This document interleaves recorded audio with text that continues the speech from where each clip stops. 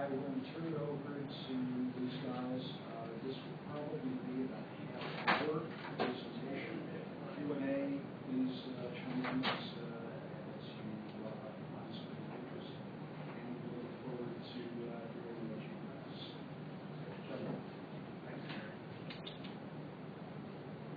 Welcome. So I'm Jason Wadler. They're in Ferguson, just so you know who the players are. Because it's relatively small group, as Gary said, I'm fine taking questions as we go. I don't know if you're able to see the screen, but hopefully in the first couple of rows you can see it. So just a quick show of hands. How many people work at an agency?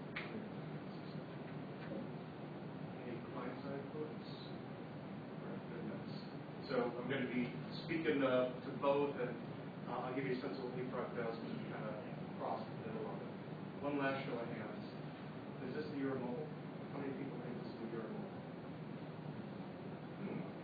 Very low. We thought it was last year. Good. So what we're going to talk about, and it's framed as a research panel, is customer acquisition and relationship building on mobile age. And to the show of hands, what we've seen is mobile is still very nascent across many companies. There's a variety of reasons for that. Whether folks believe mobile demand is small, or there's a lack of focus within the organization. There's also sometimes a lack of ownership in terms of who is owning not just the mobile media, but the mobile channel overall. And then some believe that mobile consumer is not the target, whether it's too young, they don't have the right household income, whatever it may be. There's just not a clear view that the mobile consumer is exactly who they want. Something that's extremely interesting, I don't know if folks have seen this chart before this came out of eMarketer last year. But if you look at, in the yellow is the share of time spent in media by a consumer versus the share of advertising spent, which is represented in green. And you see mobile at 8% of time spent, but 1% of ad spend. I'll take you over to the other side, where print is the same amount of time spent and 27% of ad spend. Obviously, much more mature in terms of how people are using print, but it just speaks to the gap that exists today, which also creates an opportunity for us as marketers.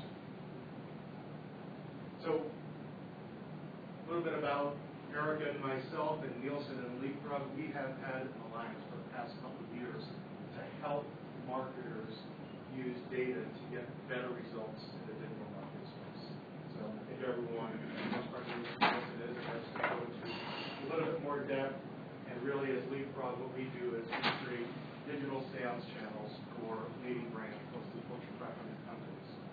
And just as an example, and one of the reasons why we're able to go really deep into data is that when we work with a client across these categories, we actually own the consumer experience. So from the moment a consumer engages to the moment they become a customer, the brands that you see here, we're owning that consumer experience. So we get the data, we get the ability to apply the data and start to move people through the funnel based on who they are. So it gives us a lot of insight, and we'll share some of the data that we learned from the programs later in the presentation. So with that, I'm going to turn it over to Eric, and he's going to walk you through some of Nielsen's data. Thanks, Jason. Good morning, everyone. Good morning. So, what I'd like to talk to you about today is just to set the stage around the mobile consumer. Clearly, mobile's hot, it's growing, we all know this. So much of the change is due to, one, technology advances. We all know about those, phone, Android, tablets. And then it's consumer adoption. And I think it's really drilling down into the specifics of each of those trends in itself can be a very helpful exercise for yourselves, for brands, for advertisers, for publishers. So I want to set the stage a little with some of that data and then drill down into a particular set of mobile activities, and that's mobile shopping. So whether it's researching stores, researching products, comparing prices, actually transacting on your mobile devices, whether that's a smartphone, a feature phone, or a tablet, clearly it's a hot topic. A lot of people are doing it today, many more than they were yesterday. And in the end, when we're here to all talk about customer acquisition, targeting, direct applicability to that topic. So just about Nielsen quickly, you're probably familiar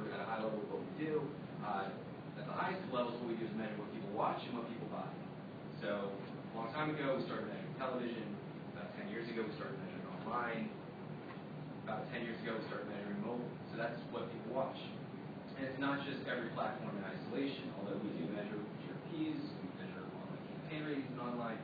In mobile, we have electronic meter measurement. We also measure cross-platform. And increasingly, that is really the whole picture. What are people doing in isolation on particular platforms, and just as important, in combination. What we also do is measure what people buy. So we've been doing that likewise for decades. There are RSS engagements with retailers and advertisers. What we also have been doing increasingly as of late is tying two together. So what is the impact of what people watch on what people buy? And it can be as simple as someone exposed to an online advertisement. We track 200,000 individuals through piece of meters. What do they then do to then research brands or particular products? It can also be as complex as our third-party relationships with folks like AOL and Yahoo, and through our collaboration with Catalina, through our joint venture Nielsen, Catalina Ventures, we are able to literally measure in a direct match what people are exposed to in advertising, television, online, mobile, and then what do they actually buy, what CPG products. So both in isolation, platforms in isolation, and then more importantly, everything tied together, watching the buy. So I'm going to go through a few slides telling you what we as Nielsen are seeing among mobile consumers. Again, why do we spend a lot of time on this data? Why do others spend a lot of time on this data? Really because it is the fundamental trend driving why it's important to reach people and engage with people over mobile. You can see by this chart right here, it tells a lot of the story. So we are now across the threshold, 50% smartphone penetration in February, just so we're all on the same page on definitions. What we mean by that is individuals in the United States who own a mobile device. 55% of primary mobile devices are now smartphones. And smartphones we define as having a third-party operating system, would be iOS, Android, WinPhone, BlackBerry, etc. So you can see that the tremendous spike in increase in smartphone penetration. Point gain, you're looking at about 15 percentage points a year. CAGR, so compound annual growth rate, about 50% growth year over year. You can see 55, 45. Assuming those trends, and when we actually look at recent device acquisition, plus or minus 70%. So we anticipate this trend is just going to continue upwards. Probably hit an asymptote eventually, but it's still in a pretty steep increase. So who has smartphones? Now, it used to be back 5 years ago when we launched the iPhone, there were certain types of people that bought iPhones. And when Android came along a couple years later, there were certain types of people that bought the most advanced Android smartphones. And those people were typically younger, had higher income, kind of your classic guy walking down with a backwards baseball hat, works at an agency in East Village. But now, it's increasingly everybody. It's young people, it's old people, it's middle-aged people, it's wealthy people, it's not wealthy people. The accessibility to smartphones today, and you would know this by watching advertisements for smartphones or advertisements for Metro PCS, which typically doesn't target a wealthy consumer. Pretty much most people have them. In fact, everyone raise their hand if you have a smartphone. Okay, I mean, yes, it's 90+%. Because you're going to get a tablet. Okay, and it's about 75%. You guys over-index the US population. Not surprising, but you do. So nevertheless, so more people have them of all groups. So if you're looking to target certain types of people, chances are those people have smartphones. We'll get into tablets in a second, but increasingly there's a democratization of tablets as well. Now, that said, there are still certain trends that you can identify. This is one of them that correlate with smartphone penetration. One of them is income. Wealthier people typically over-index in smartphones, and also age. So there's a certain sweet spot in that 25 to 49 grouping, which, as it happens to be a very attractive demographic for a lot of advertisers. That's where it peaks, and you have it falling off a little bit on the younger end, and a little bit falling off on the older end. Now, I like to joke sometimes that my mom probably doesn't appreciate it, but I actually gave my mom a Samsung Galaxy phone for Christmas. She through no fault of mine or my brother's, we tried as best we could to get her to use it, train her. She ended up returning it, and she still uses a 5-year-old feature phone from Verizon. She loves it and will not give it up. Now, there will be people like my mom on this top end, always, right? So you're never going to get 100% smartphone penetration unless Verizon and AT&T discontinue those phones, which they probably will eventually. But still, there's 70% compound annual growth rate among 55 plus. That's higher than 50% for everybody. So everyone's saying, oh, well, old people don't buy smartphones. It's, yeah, relatively speaking, but increasingly, smartphones and tablets are corrected. And then how do smartphones compare to other digital devices and non-digital devices like televisions? So this is all Nielsen data showing you from Q2 2012 the snapshot of individuals in the U.S. that use different devices. So television, you can see 290 million people. Total mobile, that's total number of individuals with mobile devices, 237 over the age of 18, or the age of 13, sorry.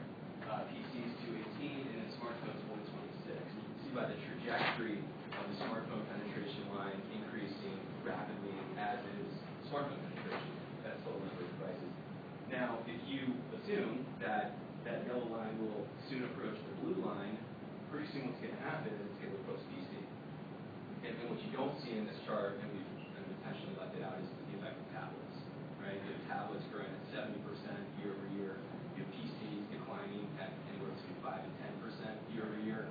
Something's going to give there. So I would, and we don't really get into business projections at Nielsen, but I would not be surprised if that yellow line surpasses the gray line in anywhere between 1 and 3 years. So bottom line, you can't afford not to be in mobile, whether it's smartphones or tablets. And speaking of tablets, this is the latest Nielsen data on tablet penetration. What you're looking at is approximately 15% household penetration for tablets. So you all raised your hands when I said you were indexed 75% over 15%. Granted, you all are individuals, not households per se, but nevertheless still over indexing. And then you see about double that, 30% penetration for those with incomes of 75K or more. So growing quickly as well.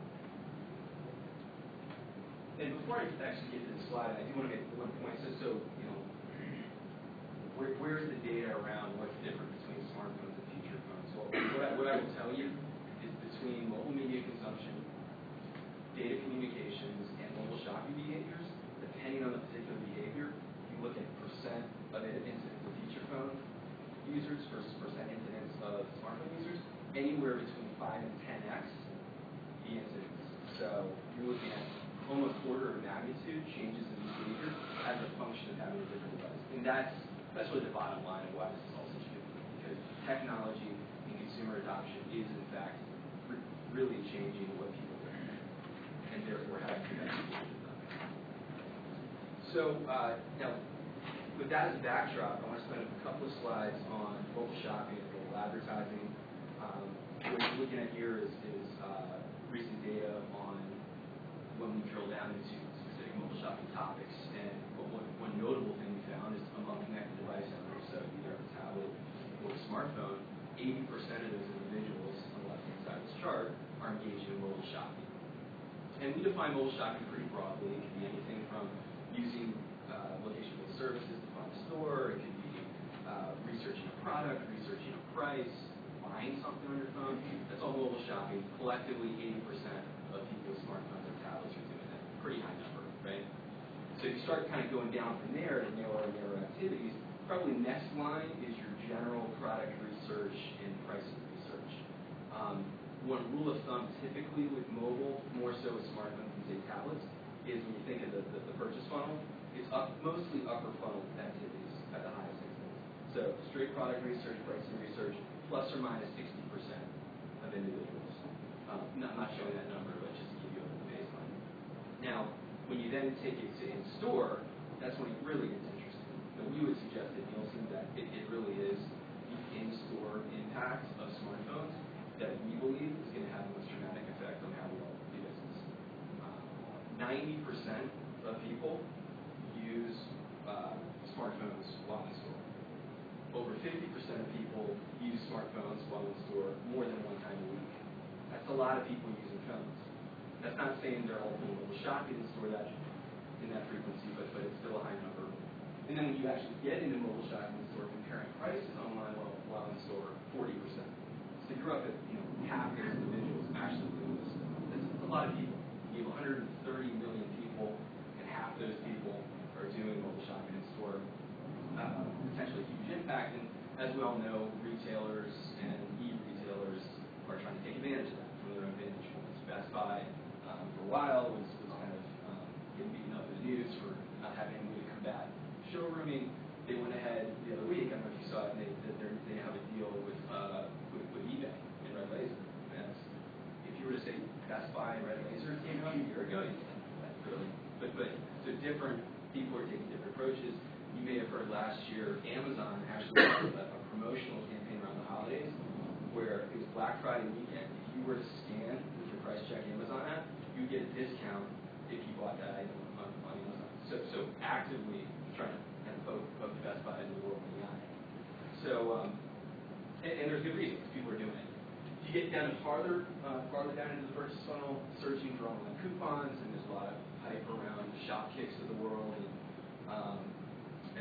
other kind of like apps that are enabling people to do couponing in store, and then location-based services, the whole idea of geofencing, you're walking around and you walk within 200 yards of the target, that they're going to afford you a discount. That's people are actually doing that now.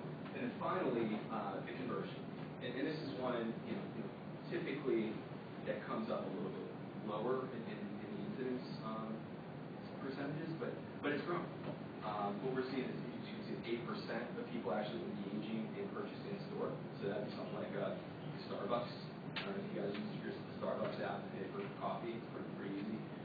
Or NFC. One of the challenges to NFC is only single-digit percentages of people in the U.S. have NFC-enabled devices. And clearly, iPhone 5 did not enable NFC, and we'll see what happens. I mean, ICE is coming out next year. Google Wallet's gaining penetration. The whole topic of mobile payments, it's a very complex and fast-moving ecosystem, and I think we as Nielsen are excited about it. It's in its very early stages, and we'll measure it and we'll let everyone know what's happening. Any questions so far? Okay. So I wanted to show you, being that we're here talking about customer acquisition and reaching the right customers and engaging with them the right ways. We do a lot of work at Nielsen with brands and agencies around targeting, and segmentation is often a key component of that. This happens to be a mock-up of our own proprietary segmentation called Prism, where we divide U.S. population into 66 personal segments defined by geography and life stage, and use that really as the glue to hold together custom segmentation. So if a big retailer comes to us and say, hey, we have 3 segments, we can define it via Prism and then provide mobile consumer information via those segments. And that's what you're looking at here is a mock-up of percentage of people engaging in mobile shopping. It's just a straight index. You see on the far left, the upper crust Prism segment over-indexes significantly. On the far right, second severely under-indexes in mobile shopping. This is just to illustrate the point, pick the profile point, mobile shopping, mobile payments, iPhone penetration, you name it, any one of these can be segmented, and those results can be used by agencies and brands to, number one, just identify what's going on with the customer base. Many of the brands we work with have proprietary databases, we code them via Prism, and we can give them a lay of the land of, hey, look, this key segment is doing X, this key segment is doing Y. And we can also take the next stage and then do targeting. So if they really care about segment X, we can go out in the marketplace, identify where those opportunities are, and actually use it for targeting and for customer acquisition and just to engage with the right customers being mobile in the right way. Let's check to make sure I have PDs on the board. And then finally, just a couple comments on the role of mobile marketing and advertising. I think the bottom line is, Jason showed the 1% ad spend in the U.S. and side by side the 10% time spent. We have additional data in Nielsen showing time spent. If you actually look at the total number of hours in a day consuming media across different platforms, the average American spends about 5.5 hours in total. Right? About a little over 4 I don't watch 4 hours of TV a day. I doubt you guys do, but just to think that there are other people in the U.S. that are more than making up for us, it's kind of an interesting thought. But what also within that roll-up to 5.5 hours of people engaging in mobile media consumption, so that's video, apps, mobile web surfing, in total it's about an hour. So 4 people that engage in mobile media consumption, that adds up to an hour of the plus or minus 6 hours a day. That's a lot bigger than it was a year ago or 2 years ago. It's growing, the fastest growing segment of any platform, and that's what the consumer's doing. And then the question is, as an advertiser or agency, how do you best engage with them? How do you best message to them? How do you best influence them to buy things and research certain things? And that's what this slide is meant to show, that mobile as an advertising and marketing platform is very effective. And this is what we would call reaction data. Within Nielsen, we have we call the 3R framework of ad effectiveness: reach, resonance, and reaction. Reach, you want to reach the right people. Resonance, you want your messaging to impact those people and influence their attitudes and perceptions. And reaction, you want them to buy things, and you want them to actively research before they buy things. This is focused on that last arm, the reaction arm. So you can see the upper left-hand quadrant, that's people clicking on an ad that they've seen either a tablet or a smartphone. I don't have the online data up there, but if there are any number of studies that would suggest that click-through rates on tablets and smartphones, in many cases, is higher than online. You can see here, 18% of people exposed to an ad did that in the past 3 months. If you just kind of focus on the bottom right-hand corner, similarly, pre-purchase, this is what we call products research, searching for more information around a business or product that was advertised about, also significantly higher relative to other platforms. Then in the upper right-hand corner and the bottom left-hand corner, that's the conversion part. You can see the upper right-hand corner actually using the connected device, being a tablet or a smartphone, to buy something. Again, not super high, but growing, 7%, 5%. In the bottom left-hand corner, versus via PC. So you researched it, you got exposed to mobile ad, and you bought it on PC. The one we're not showing is actually buying it offline. If you add up buying things after post-ad mobile ad exposure, online, connected device, and in store, it adds up to around 31%. And Jason's going to show you some data here in just a minute that would echo that. So, bottom line is mobile advertising works. It works for reaction. It also works for resonance. We're not showing any resonance data here, but we've done a lot of work to measure how well mobile ads, whether they're banner ads, rich media, expanded ads, we collaborate with Apple and other ad networks on this, whether it's the intimacy of the mobile device, the novelty of mobile advertising. There are any number of hypotheses on why mobile advertising we think it works, but it works. And in many cases surpasses the brand metrics of television. We do through-screen ad resonance measurement, and television is the gold standard, which is the reason why people spend most of their money on television. And interestingly enough, even though mobile's only 1% of ad spend, the brand metrics in many cases surpass them. So I'll leave you with that, and I'll hand it back over to Jason. Oh, I'm sorry. Yeah. Is there a difference in the type of advertising that you saw at a greater lift? Because I'm shocked that banner advertising would have that great of an impact. Yeah, so as you would expect, so we just pick Apple because they're a known partner of ours. When you measure an iAd, you have a standard banner iAd, you have expanded iAd. As you would expect, the expanded iAd performs better. That said, the banner ads perform remarkably well compared to other online banner ads. Rarely would, say, a standard mobile banner ad stay on TV unless it was a really bad TV creative, but they are typically surpassing online performance for banners. How do you connect components of the purchase funnel? And someone might be using Google to research something, and then go down the purchase funnel and talk to their friends and do shop kit, and then do something else, and then decide to buy either at a Right. store. So methodologically, how do we tie the buy decision, the buy activity back to the exposure? Is that the question? Yeah, it's a real challenge, and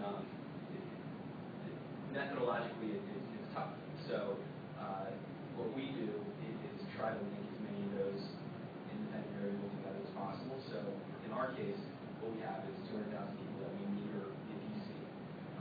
There are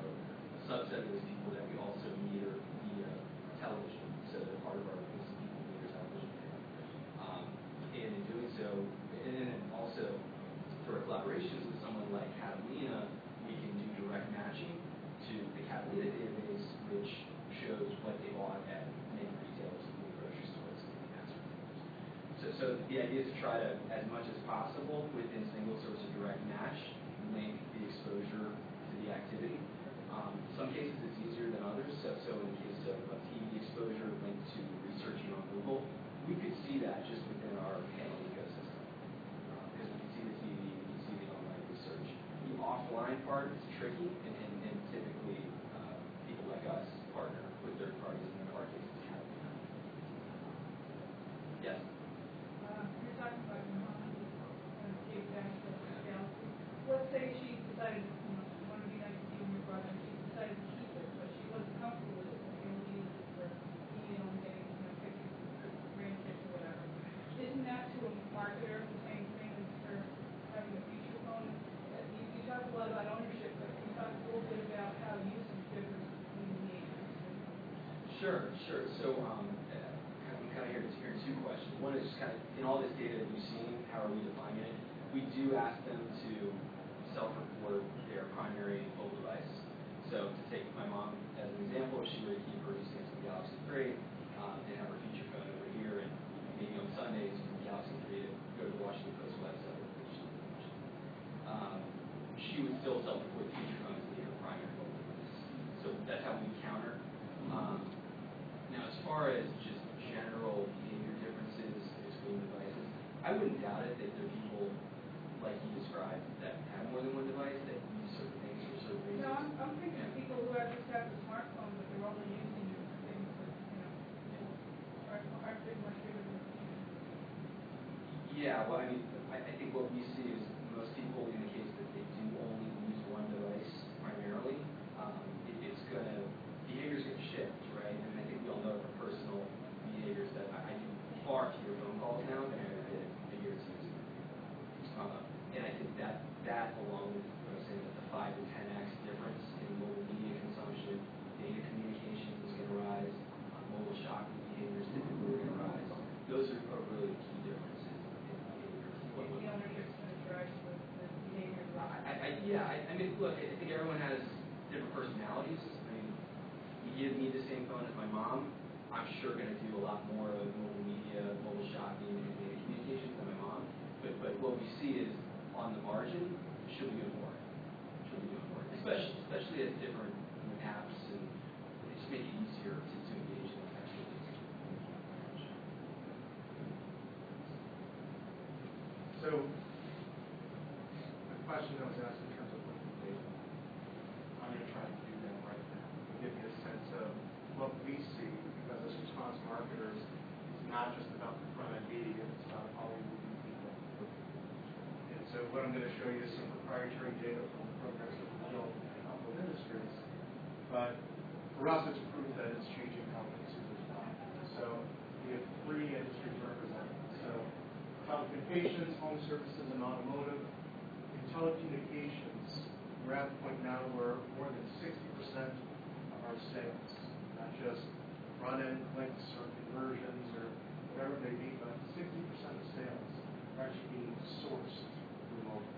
It doesn't mean that someone is going all the way through a mobile experience on their phone to order, but 60% are starting from a mobile device. Home services, almost 30%, and automotive, almost 30%. And why is that? How are they moving forward? Well, before I jump to that, one of the things I wanted to call out, because we get this question a lot when we work with service companies, financial services companies, that print quality is important. So not only did we see 60% of total product sales, and when Eric said how many people think last year was the year of mobile, we've been working in mobile since early 2009. And you can see the trend that's going with the trend of adoption of smartphones. But what also is interesting is that not only did it become 60% of sales, but we saw a 10% lift in quality. So in this case, when we're talking about telecommunications, we had a higher activation rate, higher level of people who were installing the service. One of the reasons why, and we've heard this from a lot of folks, both marketers and agencies, is that mobile doesn't work. Mobile's working on clicks, but it's not working on sales. And so there's a lot of abandonment that's happening. Something, and this is a very basic concept, is that the experiences that people are using online are not mobile optimized. And so we still are in this betwixt and between in terms of how do you build a mobile-enabled experience to capture that consumer. And these are just two basic examples. This was off of financial services where just a basic search for credit cards, these are the top two responses. The top one is Amex, the bottom one is Discover. Amex at that point just moved their desktop experience into a mobile landing page. Discover built something unique. Which one am I going to respond to? Which one is actually going to drive the conversion? It's pretty basic. Same thing when I'm looking for checking accounts. I've got ING Direct on the bottom, and I can't even read who that is on top. That was the #1 paid search response on mobile search. So think about this not only from as response marketers, are you getting the right number of sales and customers, but what is that doing to your brand? So if you spend all this money on the front end in terms of building your brand and your image and your position, and you're driving people through an experience on a device that they're using more and more, and they try to order, and it can't, well, you lost that sale, but it also has a negative effect on your brand. I think we all understand. And something that's extremely important, which gets into the question that's asked before, is the role of offline conversion. And for us, we don't deal as much in retail traffic as what Eric was referencing. This is getting into call centers. And so when we have the closed loop and we're able to track someone from the moment they respond to an initial stimulus all the way to a sale, it gives us insight in terms of where are the drop-off, the leakage that's occurring through the experience. And one of the things that's very interesting, you probably can't see it, but I'll point it out, the top line, which is 51%, are people that are originating and completing a mobile buy flow. Okay, so half the people are completing a sale. 30% go from the ad unit into the site and then jump to a call center. Whether it's a complex sale or something is causing them where they have a question, they jump to a call center. So 30% of traffic actually makes that click and then jumps to a call center. But then, close to 20% never go to the experience. 20% are calling from the ad unit.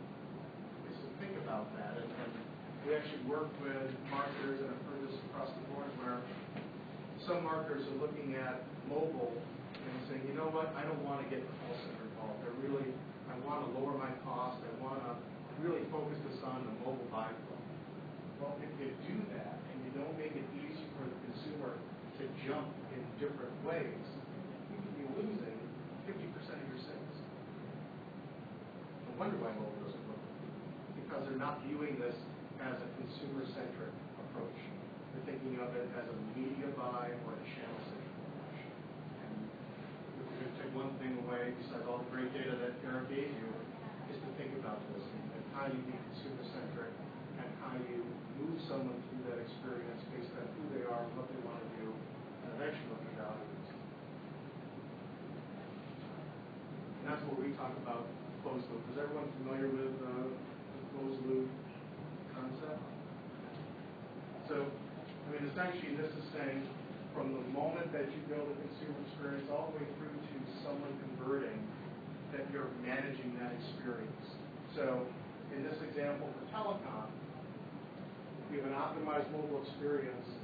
We actually manage across the call centers, the mobile web, and retail. There's about 1,000 consumer electronics stores that we work with when we're promoting, in this case, it's cable companies. We work with the top 10 cable companies across the United States. And we're able to track people through based on the initial mobile stimulus to, did they buy on mobile? Did they jump to a website?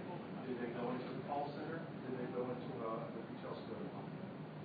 And we're taking all that data and driving it all the way through to an actual installation. So we know, did someone not only respond, but did they become a good customer? And did they continue on? Seems basic, but we've seen people struggle with this concept of closing doors, and I'm going to throw a couple of reasons why. One is that people are not focused so much on the consumer. They're focused on the products that need to be sold. And they have more of a one-size-fits-all. So if I'm going out with call it a credit card, and I'm advertising a card, that experience that someone is responding to is the same, no matter if you're 18, if you're 80, if you're low household income, high household income. It's a one-size-fits-all. That's a product-centric approach. It's not a consumer-centric approach. If anything, this channel gives you the ability to start to model people based on who they are given the data. Second, and I don't mean to offend any of the marketers that are in the room, I came from a marketing background on the client side. But mobile, more than anything, is requiring people to break silence. So when we work with clients, there's a real question of where does mobile sit? Is mobile part of digital? Is mobile its own? Is mobile call center? Is mobile, who knows? Everyone's got a shared piece, especially as it relates to more of a sale or customer acquisition. Is it the P&L owner that has this? I mean, these are all questions that come up because this is still nascent, but it's something that has to be discussed and solved, because if not, then you do have disjointed processes. You're not going to be able to capture offline conversion if you're thinking strictly about the online buy flow, the mobile buy flow, and someone else is managing the call center.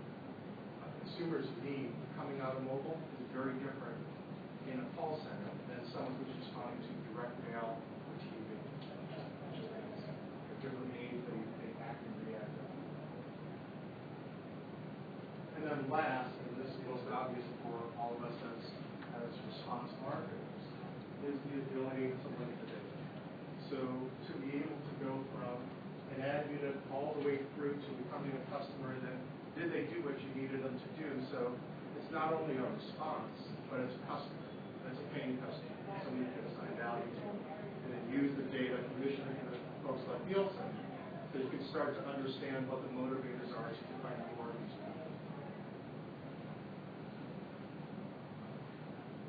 So the last piece I want to leave you with, and I think it was 75% of people had a tablet in the room, is what are we seeing from tablet sales?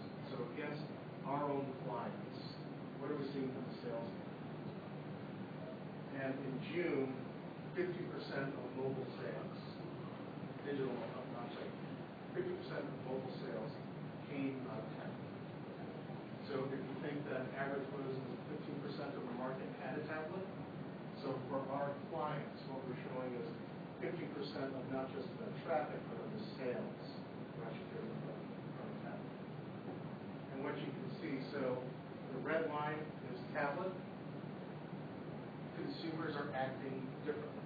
We've done research, and I know Nielsen's done research on who the tablet consumer is and how they're consuming and when they're consuming.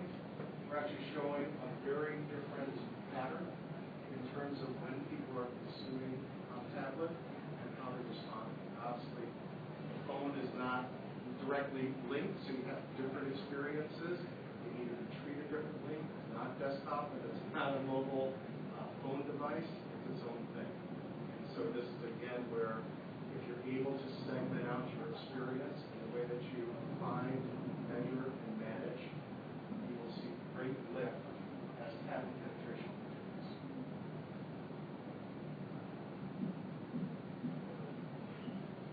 That is what we are prepared for. So thank you. Those are great questions before. Are there any other questions we can answer?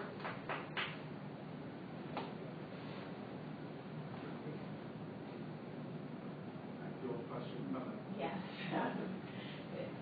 So in terms of like targeting mobile consumers, do you think there should be a different approach as putting on a marketing lens to those consumers, specifically when you're thinking about the consumer-centric content? Absolutely, absolutely. So we're developing completely differentiated mobile campaigns and experiences versus what we do desktop. And the ability ability to track the back end of response is really what's informing the front end of how we find it. So I'll say it a different way, which is when we're able to tie in call center for us, call center just like retail is the key to making this work. 50% of your sales are coming outside of the local channel. Then how we start to move people through the process and where we get the jump off points are very different than someone who's at a desktop. Because they're accessing it differently. We didn't talk about the whole localized approach. So, I mean, this is not only a bottom funnel. So people who use mobile tend to be ready to buy. So they're not looking for as much information. They tend to want to buy now, especially if you have a localized message as well. The only thing I'd add to that is it all depends on what the objectives of your campaign overall are, right? So whether it's boosting resonance and brand awareness, is it conversion, is it DR, is it driving people to the store? And then even within individual components like reach, you want to reach the right people clearly, but is mobile envisioned to be an incremental reach tool, which is different than increasing frequency of marketing message. Both have their merits, it just depends on what you're trying to achieve. So I completely agree that the execution of the campaign probably will have more impact on mobile via tablet or smartphone rather versus other platforms. But it also just goes back to what are you looking to achieve overall, and then how can mobile best fit in. Well, thank you, gentlemen. We appreciate it.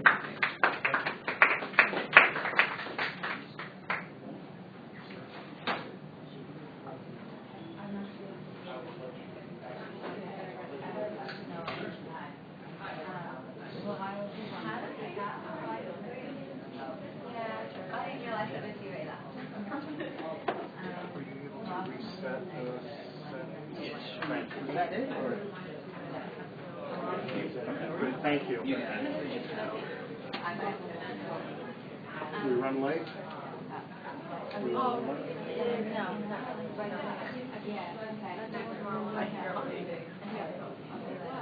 Possible to share a few slides and maybe have available for this next session?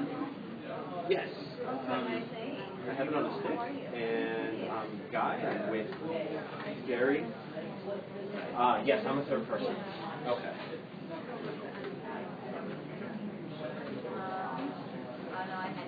Single slide, my name's Guy. I'm with Twitter. Okay. There's one slide there. No. What I do is... So yeah, we're going to... I think they are on here. Yeah, Gary gave me... Can I check on one?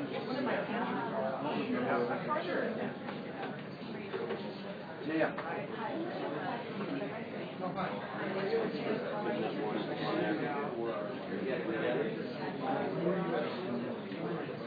Two separate decks. Yep. What I did is I combined them. Cool. Laura.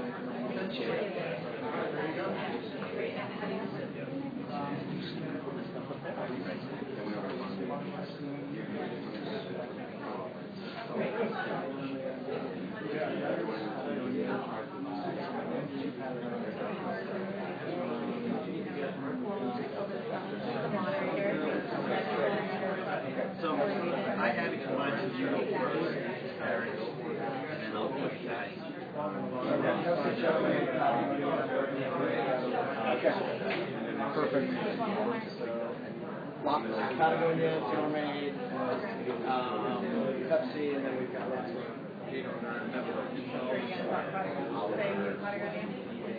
Yeah. Yeah, we're good.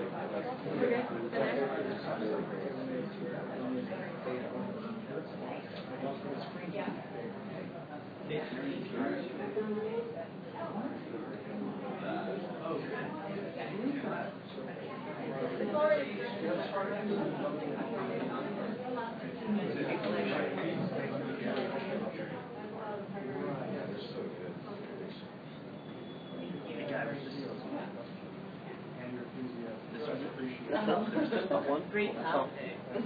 Perfect. All right, great. Really nice to meet you. I was going to see you.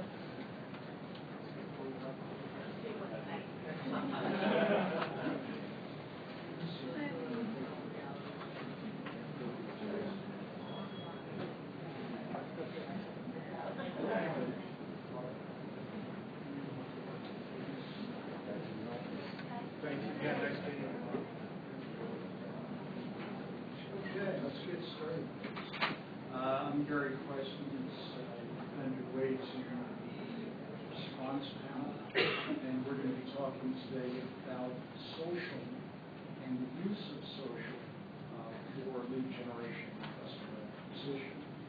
Let me start by asking how many of you are involved in online lead gen in one form or another?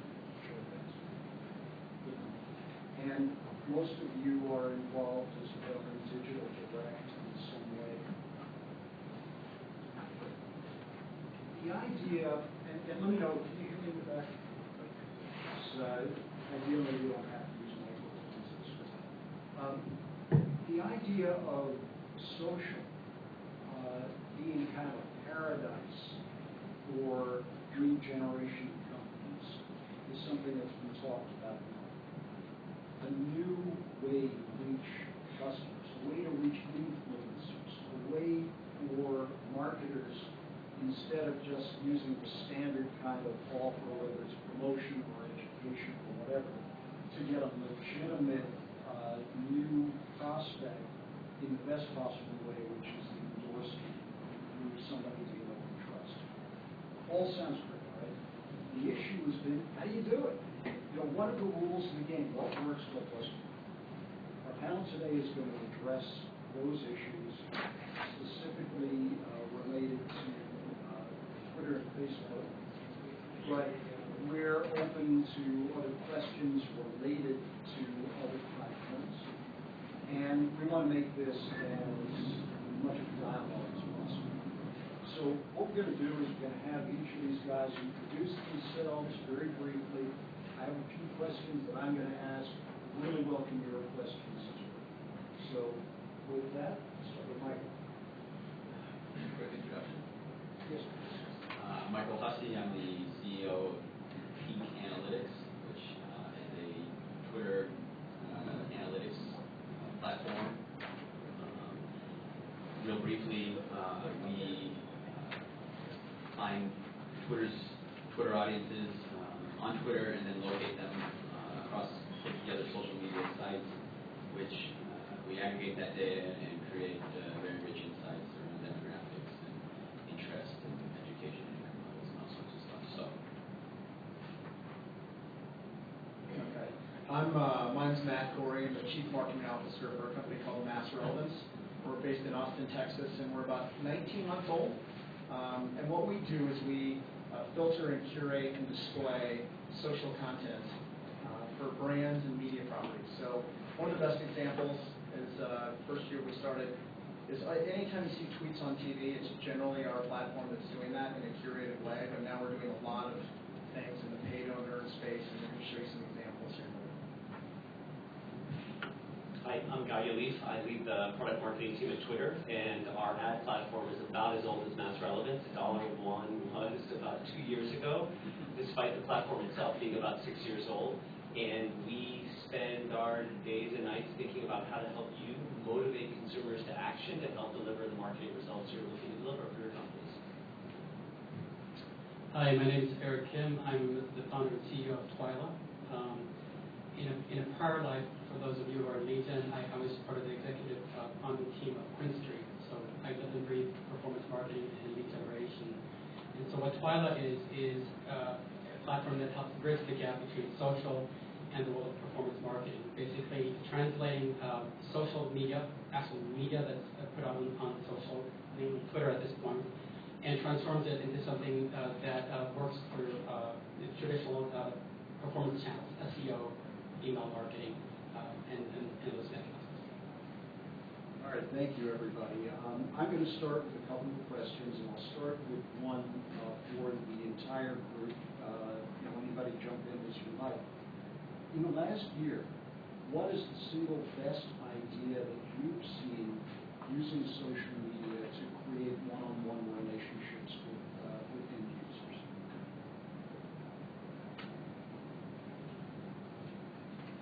So around New Year's, Nike put together an incredible integrated campaign. They wanted to motivate consumers to engage with the brand and change their lives. And they teed off the theme of New Year's resolutions, and they created a hashtag Make It Count as a way to organize the conversation around this, and it had a massively integrated campaign. There was TV, print, presence on Facebook, presence on Twitter. They also activated it with a series of athletes, their spokespeople, who talked about their New Year's resolution and how they were going to make it count this year. It drove a tremendous amount of conversation, a tremendous amount of consumer response, consumer engagement, and helped them have consumers really getting the word out about what was important to them and associating themselves with that conversation, driving the brand perception movement and hopefully down the road the downstream sales that they were looking to drive. What was particularly notable about it was how effectively integrated it was and how timely it was given that time of year. I think they did an amazing job with it. Well, we've got a couple of best practices. I think I'm just going to show one of them. I think if we can go to the slides here. Here we go. So one of the best examples that we've seen recently is Patagonia. So what Patagonia did is they built an experience. This is all a Twitter-powered experience. But they built an experience for their website that enabled their customers to participate in the brand.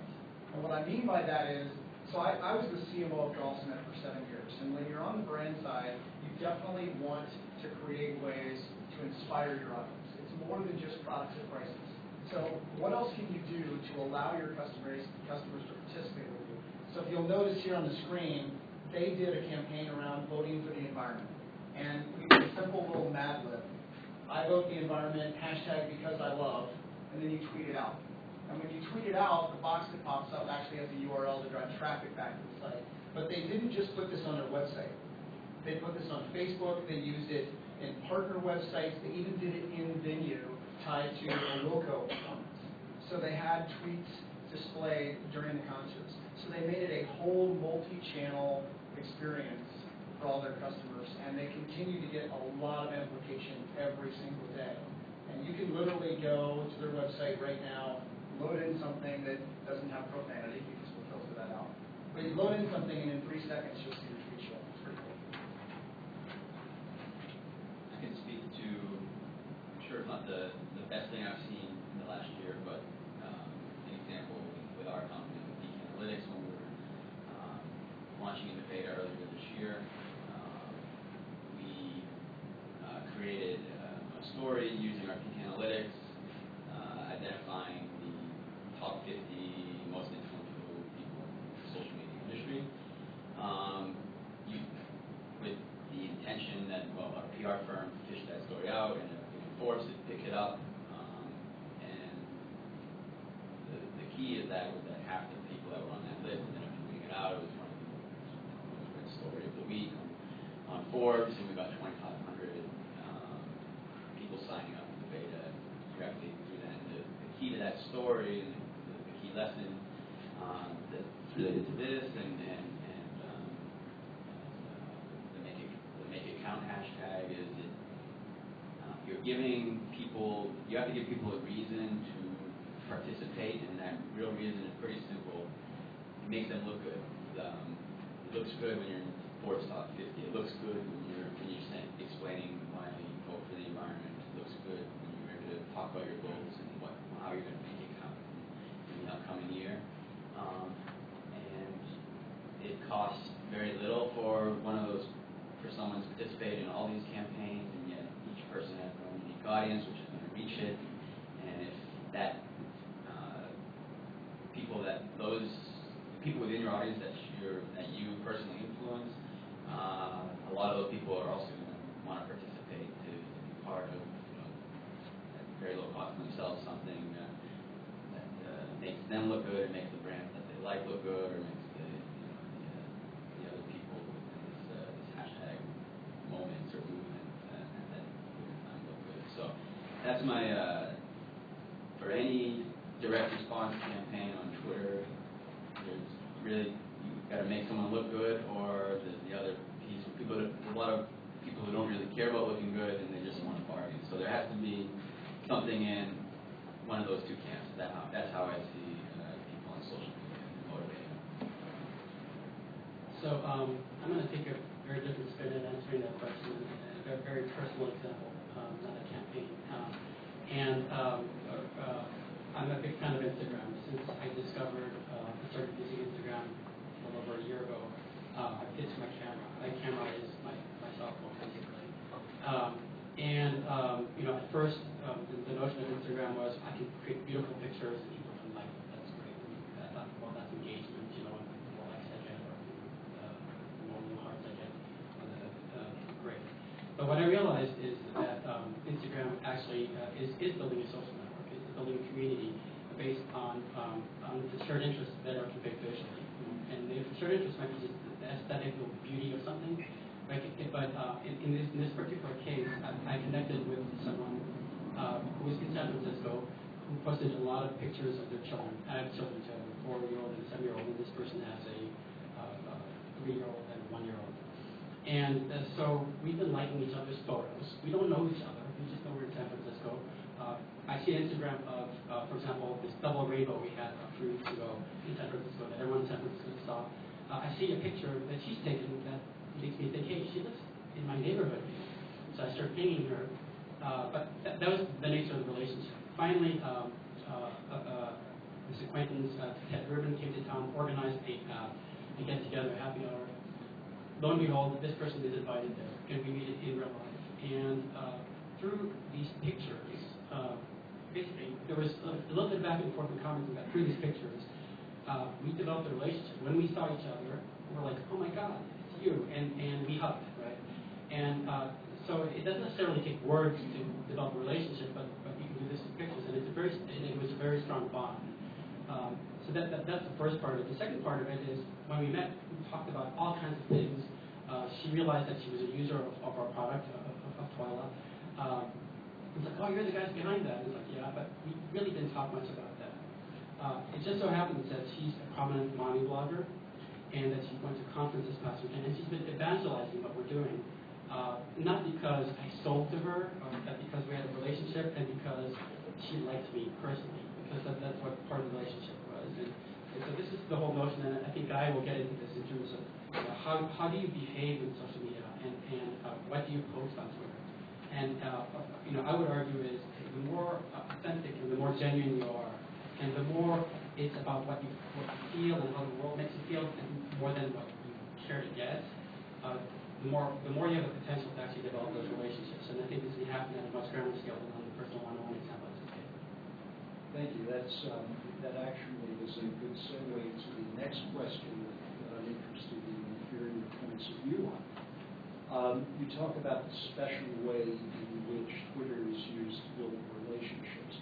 Most marketers who've done lead generation online have used a certain number of standard methodologies. You'll offer something of promotional value, buy one, get one free, and it would capture it. You do something of educational value, learn how swell our widgets are. Or you'll do something that essentially enables a user to learn more about your product. Anything that creates a quid pro quo together. Those strategies make good sense in the standard book. Do those strategies work in the social environment? And if not, how do you adapt from those strategies to still get the marketer what they want, which is some contact information from that user? Maybe I'll take a crack. So I think a lot of those strategies continue to work in the social context, and there are others that are effective. On this platform, advertisers are rewarded for doing well, for creating engaging content. People are listening to that content at scale. The median user on Twitter follows half a dozen brands. And when we ask them, why do you follow those brands, there's some of those standard things, including what Mike was mentioning before. They want discounts, they want promotions. They also want some things you wouldn't expect them to want. They want to be entertained. They like sneak peeks. They like behind-the-scenes looks.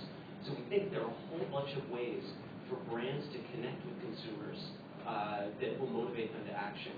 On this platform, brands have the ability to do that right in context. I mean, I know I as a marketer, I think we all as marketers have always wanted messages from us as a marketer that look like content, that are intermixed with the content, that are in context. And here we have that in this medium that lets brands connect their brand and their message to the things people are talking about every day. And people are doing that out of their own self-interested use of the platform. You can look, I'll use my own personal example. You can look at me on Twitter and see, I'm a dad, I live in the Bay Area, I work in tech, I used to design airplanes for a living. That when I have free time, I like digital photography. Like that view, you can't get that anywhere else digitally. But here, it's publicly available for a brand to connect the message and the call to action that they want to drive directly to me in a way that will get me to respond, that will get me to engage. So I think a lot of those techniques work, they work well, but there are some additional ones that are now available to marketers to get them to motivate consumers to take the action they want. Yeah, I'll add to that, which is, so I spend a lot of time in retail, and retail definitely wants to drive sales tomorrow, today, this weekend. So you can do things where you can say once 5,000 people or 10,000 people tweet out a promotion, we're going to unlock a special deal, or the deal's going to get better, the more people tweet it out. And you can do things like that, but that's been, in my opinion, overused. I mean, we're all exhausted by getting emails, not social, but emails with deals and promotions and coupons, and it becomes, it becomes too much.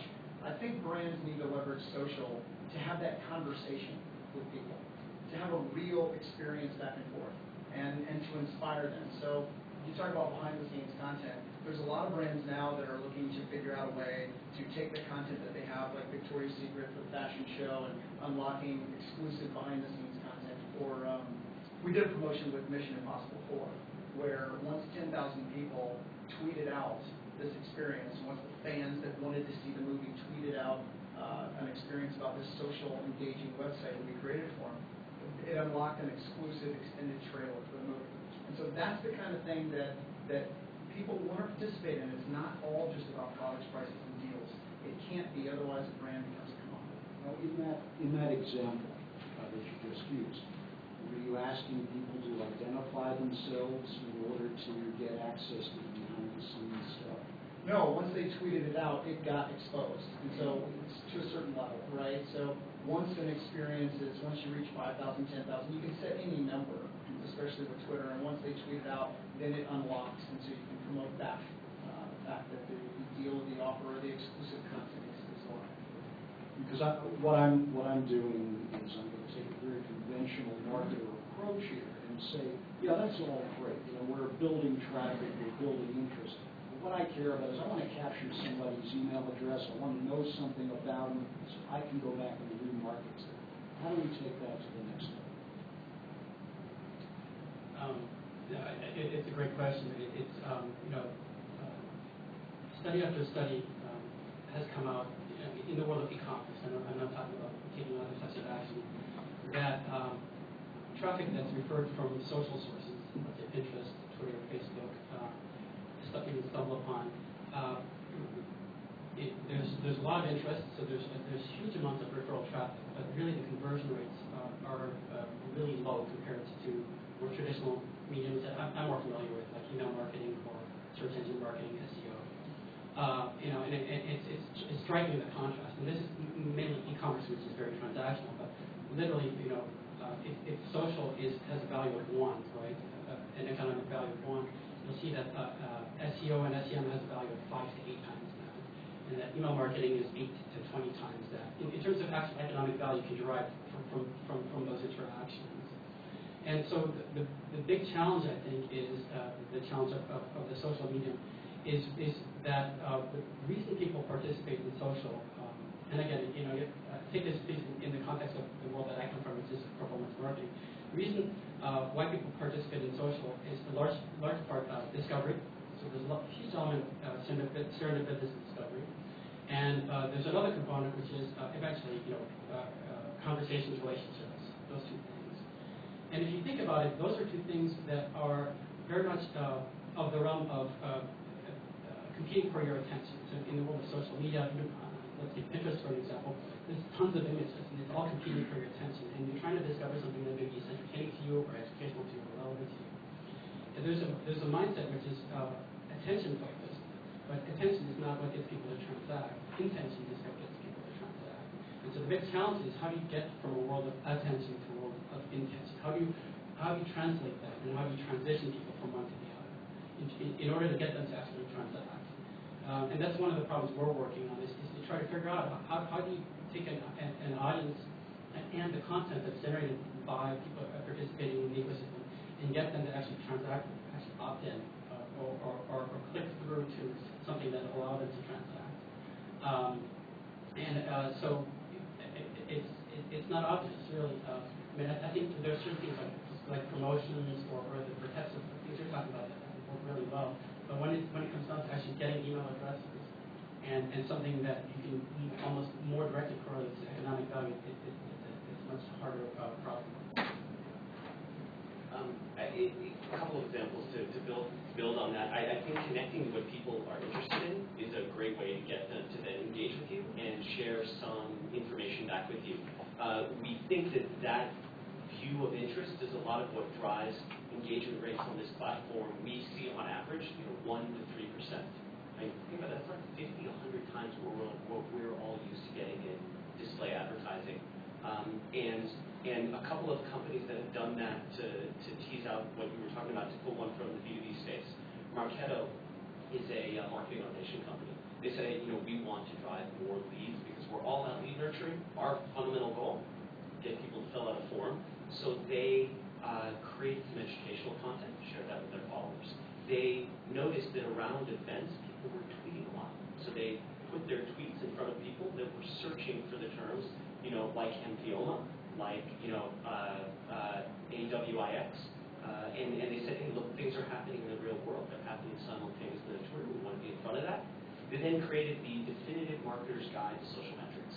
Put that out there, tweeted about it with a strong call to action to download it. That download was prompted by form fill-out, where they could generate those emails and start nurturing them over time. What they observed was the conversion rate for that form fill-out was as high as 14%, which was 4x the 2 to 3% that they were used to in other media. And their CPA for new customers out of that was 6x lower than what they had seen elsewhere. That's from the B2B space. One short example from the consumer space in driving directly to the sale, going right past the email step, was from Virgin America. For a couple of years now, has tied a call to action to philanthropy. They said, hey, for one day, announced on Twitter only, we're going to put the entire system on sale. One-way trips for $49, and out of every trip that's bought in this 24-hour period, we'll donate $5 to a particular charity. Those 2 days, 1 year after the other, were the 4th and 5th highest sales days they've ever had as a company. And they did nothing but announce this organically here. And we think those are great ways to drive people to action. Yeah, I was just going to add, there's a couple of things. I'm going to show another picture here, I think. So this is a campaign we just did recently with Twitter and KPMG. So this is the perfect intersection, in our opinion, of paid, owned, and earned media. So KPMG wanted to create an experience around Phil Mickelson, timely, even though the U.S. collapsed the record definition. That was there, it was bad. But here's what they did. They leveraged their website and had a bunch of great Twitter-fed content, streams, photos, etc. But what KPMG also did was they made sure they did a promoted tweet to drive traffic to it. So they combined their own marketing with paid Twitter advertising, and now they're measuring the experience of engagement and what these customers do from there. Long term, here's how B2C brands will measure the influence of social, and I'm dead convinced on this. They will take the social activity of every customer. Okay, so let's say they take the social activity of Joel versus Shane, and Joel spends $200 a year, okay, with my brand, and Shane spends $100. However, Joel does not do anything socially with me. He doesn't follow us, he doesn't like us, he doesn't tweet about new products that he buys. But Shane does it so much that she actually is able to influence another $200 worth of purchases every year. So instead of Joel being twice as valuable as Shane, 200 to 100, they're going to layer that activity into their CRM system, and Shane's actually more valuable than Joel. Now, they have to figure out that secret formula on how to measure that, and that's not easy. But brands will figure that out, guaranteed. I was just going to add something to the Virgin America example, and to harp on my earlier point, that campaign where they're donating X% to philanthropy, what really turned that into a viral experience for Virgin America is that it either made someone look good or feel good. And my sense is that for any direct response campaign, no matter what the goal is, if you want it to go viral, it has to include some sort of component that hopefully that makes you look good or feel good. The feel good could come in the form of discount or the savings. I do believe the Twitter ad platform has obviously lots of room to grow, and I expect it to become very, very powerful in the coming years. I do think that around the search terms in particular, the direct response campaigns could be very powerful to make them go from powerful on a one-to-one advertising basis to getting the individual that's signing up for that or engaging in that campaign to make them want to share it. There has to be some sort of component, some sort of benefit, whether it's self-promotion or the feel-good aspect of it. So that's really the way that I focus all my activity, any direct response activity, particularly on Twitter. The public nature of it makes it the greatest communication platform was ever invented. But in order to really drive something that multiplies, it has to benefit the individuals that are sharing that at a visceral level. Thanks. I'm going to ask one more, and then I'll open it up to the group for questions. And this is actually a question for Guy as the embodiment of Twitter. And we talked about rules of the game before.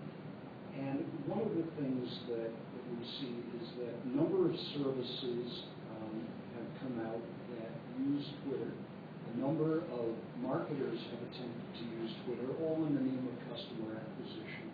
And I don't think there's consensus as to what Twitter encourages and discourages. Essentially, what Twitter would have us do, if you could call the shots.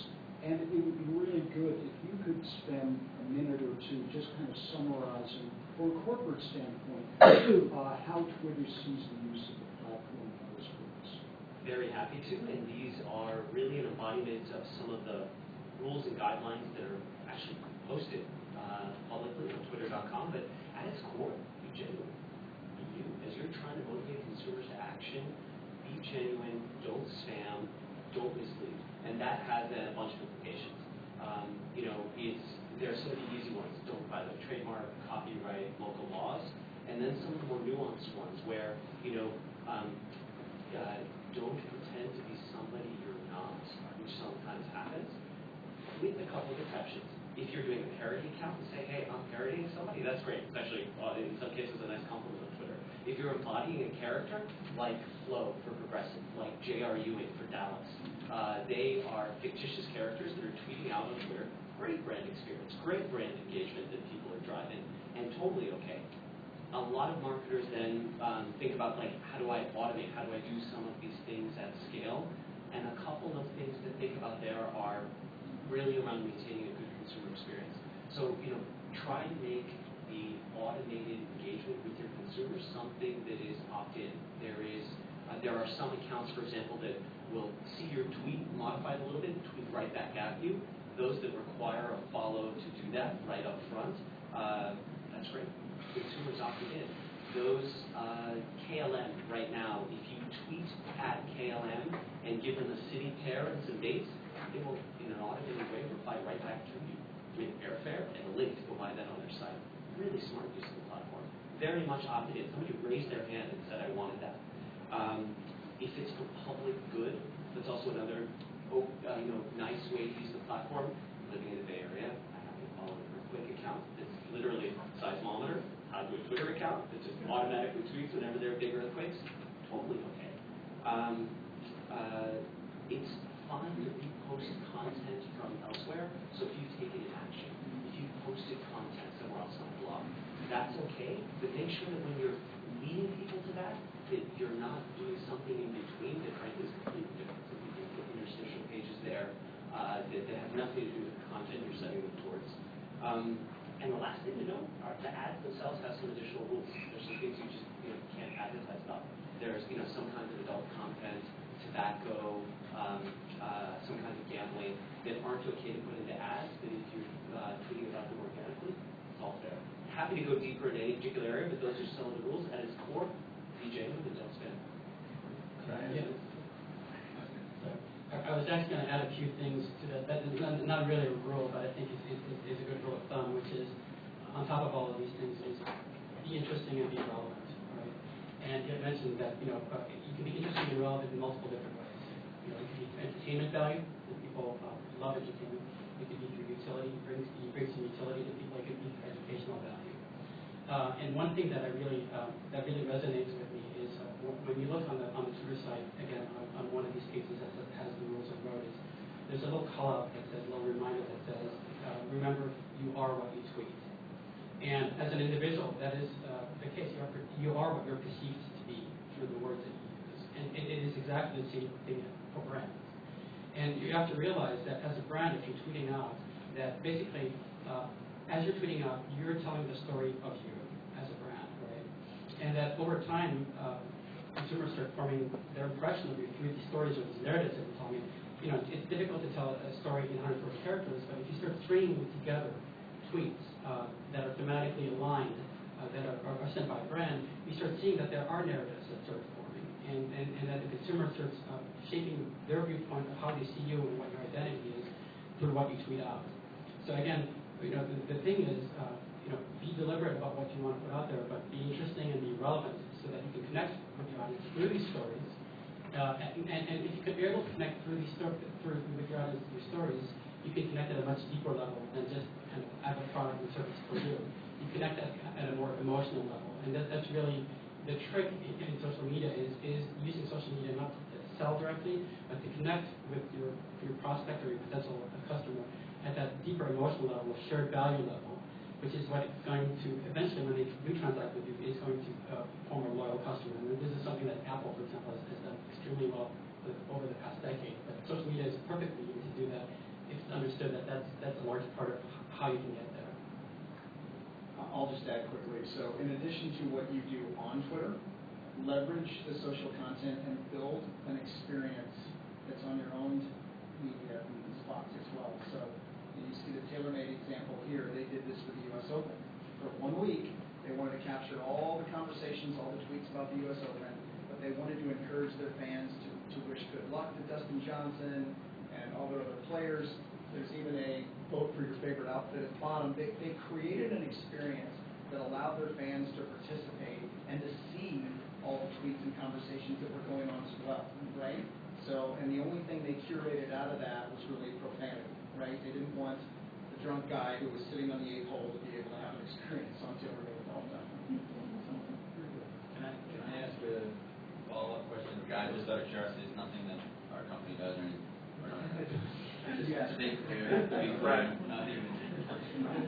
Say I'm Marriott Hotels, and we have 50 million people in our customer record databases, and well, I guess a couple questions around that, and I wanted to get more of those people to follow my Twitter account as Marriott. One question is Twitter planning to work with brands to basically onboard customer databases and do promoted tweets or suggested followers based on that? And say the second follow-up question is say I have 1 million followers. How do you see like the future of the direct message, the DMs, and is there a role for I know there's a limit. I think there's some sort of data limit, but the total number of DMs you can send out, and without turning it into a spam machine, is there a role for direct response on the DMs? Great question. So I think, for Marriott that has a large number of customers that are already on the platform, being able to reach out to them directly is great. Being able to with them one-on-one. Having them as a follower has them saying, look, I'm raising my hand. I want this unfiltered pipe from everything you say to my timeline with no algorithm in between determining relevance, and to be able to reach out to them through at replies, if you have somehow matched them together, is a great capability that's there today. We don't today have a plan in place to go say, hey, we'll do the PII level matching. In fact, as you know, you don't need to self-identify on Twitter, right? You can be a parody account. You can be something else entirely, which we think helps promote free speech around the world. But for Marriott to find those people and ad reply to them can be a great way to engage them. Should that go too far, there are a couple of signals that exist on the platform. People can say, hey, they can report this as spam. They can choose to block a particular account, and we have a big team, back in San Francisco, thinking hard about what patterns of behavior actually mean that a consumer is not welcoming this, doesn't welcome this experience, so that it's harder for somebody to create that negative experience.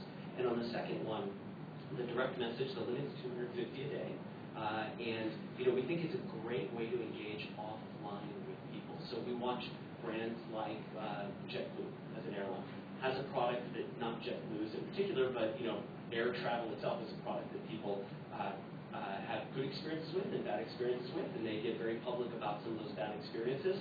JetBlue engages very actively with customers on their good days and their bad days, and on the bad ones, they're often telling them, follow me so I can DM you and help you resolve this issue. You see financial services firms doing the same, where there's information you don't want out there in public, and you want the one-on-one engagement. DMs are a great way to do that. And finally, it's a nice way to distribute should you have something particularly special that you want to send to a follower that you don't want out there, whether it's like, coupon code, access to a particular, event, early access to particular content. A DM can be a great way to distribute that and motivate that consumer to action. Guy, are there best practices, sites that you've set up for marketers, or is there some place that an agency or a marketer can go to take advantage of some of the anecdotes you were just talking about? Great question. Two suggested ideas. One is business.twitter.com is a site where we have placed a bunch of examples of companies that are doing this well in a variety of different verticals, variety of different marketing objectives. There also is, at the moment, focused on smaller businesses, a guide there that's effectively Twitter 101, orienting to the platform, great ways to use it. And the others connect with us directly. We're happy to go connect and share a bunch of these anecdotes, a bunch of things that we have seen work well, and brainstorm together with an agency, with a brand, on how they can get the most out of the platform. Great. Well, we don't have a slide with your Twitter handle, but you can tell everybody if you want. Mine is at GYALIF, and perhaps everybody on the panel should, because it's something that's a great way to connect with each one of us after. But feel free to ping me, and we'll connect you with the right people in turn. Terrific. We have about 5 minutes. Does anybody in the audience have a question that they'd like to ask now? Yes, sir. Related to the question that was just asked around kind of ways to reach out to people, there's kind of a connected issue of the kind of future potential for granularity in doing promoted tweets. So is there a threshold that we know we're never going to cross in terms of with what granularity I can target people who are following me but who also meet this interest criteria versus have this flag set in my CRM system, things like that? Do we have any insight into where that's going? So we see a lot of the tools that we as marketers are used to in other digital media and want to help brands create those good experiences with consumers because it enables you to send more relevant messages, right? When we released a few months ago targeted tweets, so you could send a message just to somebody on iOS because you've got your App Store link separate from the people who are on Android because you've got your Google Play link, that improves the consumer experience. That let brands send more relevant messages that cause more consumers to respond to them. And so going further and further down that path is something we would like to do. There isn't sort of a philosophical statement about how granular we would go. We have not to date, to one of the earlier questions, nor do we have plans to sort of allow that PII level matching elsewhere. We think there are a great number of very public signals that consumers are shedding every day, creating every day on the platform through their own use of it, for their own entertainment, that allow marketers to reach the right consumer with the right message, right in context. I'll just add to that real quick. The brands that we work with as clients, the Pepsis and others, KPMG, TaylorMade, a lot of them are starting to really dial up their interest in the Twitter targeted promotions. So, I mean, based on the new level that you can target to, it really makes for trying it. You know, and it doesn't cost a whole lot of money to actually try it. We're doing it. We're one of their partners, but we're doing it for our own brand. And I think that we encourage marketers to give it a shot, no matter what time period or what dollar amount they have to spend. It should be part of the mix. Again, combined with leveraging their own marketing for sure. Okay, one last thing, building on that, with the recent move of our minimum bids from 50 cents down to a penny, and the creation of interest targeting that lets you look across the whole Twitter universe beyond your follower base, beyond lookalikes of your follower base. We think, you know, that those techniques, a lot of the techniques we've all been used to in paid search, some in performance display, you can now bring to bear to go explore, just as you were saying, the marketplace and find, frankly, some bargains, because the market is young, and some pockets of consumers that will really engage and resonate with the messages that you're sending. And those are tools that weren't available even 3 months ago. Any other questions? Sir. Question: do you see any trends on users of Twitter that are evolving over time? So, for example, with email, and over time they developed that people have multiple email accounts and they use for very specific purposes and it's interacting with brands or just personal use. Are you seeing any trends like that on the consumer side? Yeah, that everybody has a view. I'll start. We are seeing a lot more mainstream adoption. I mean, there are 400 million people a month touching Twitter, 140 million of them logging in at least once a month. So you see, what was, 3-4 years ago, something that was very tech heavy, a little male heavy, now becoming much more mainstream. 2, we see huge usage on mobile phones globally. So, we watch 60% of those 140 million people each month logging in at least once on their mobile phone. And in some parts of the world, like the UK, that's over 80%. And so we watch people, engaging with the things that are interesting to them, and brands, therefore, being able to reach them everywhere, all the time, because they are touching the platform so much. And the last thing we see are people jointly experiencing things that are happening in the real world on Twitter at the same time. It is like an EKG. TV show is on, event happens, conference happens. That thing happening in the real world, and then people communicating about it on Twitter, creating great context for brands. There's a couple other little tidbits that we've observed or that we've heard when we've been talking to some of the folks at Twitter. But the thing we've observed, very specific in terms of mobile usage, is very interesting. Our traffic generally to our properties that is driven from Twitter tends to be about 80% web, 20% mobile on average, 15 to 20% mobile.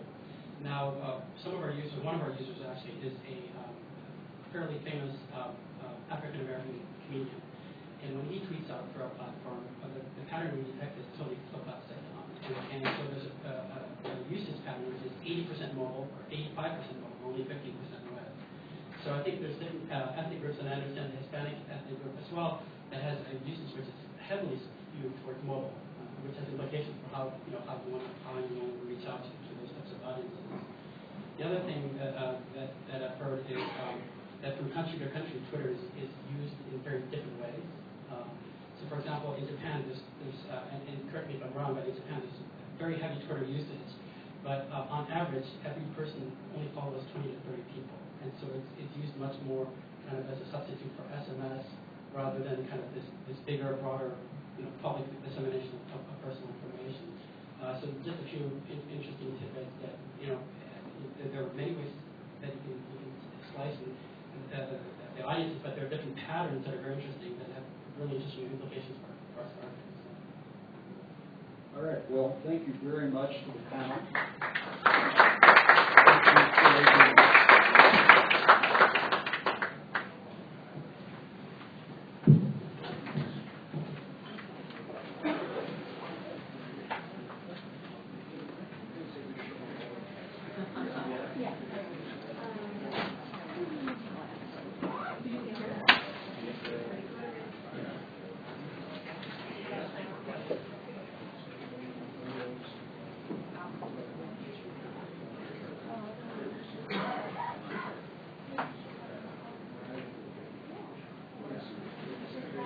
felt like I heard something, but I don't see anything. Okay. Thank you, Laura.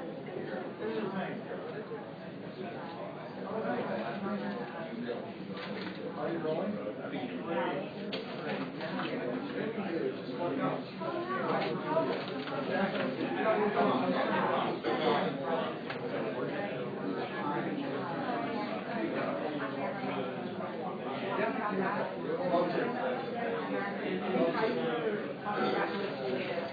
Follow it up with that plan.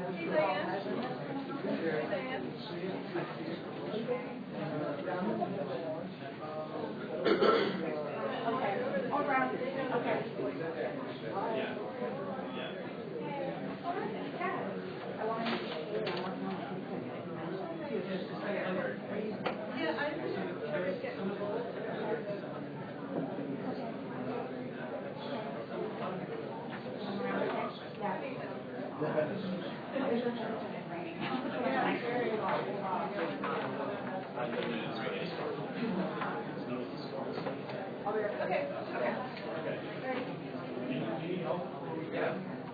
Yeah, I saw that.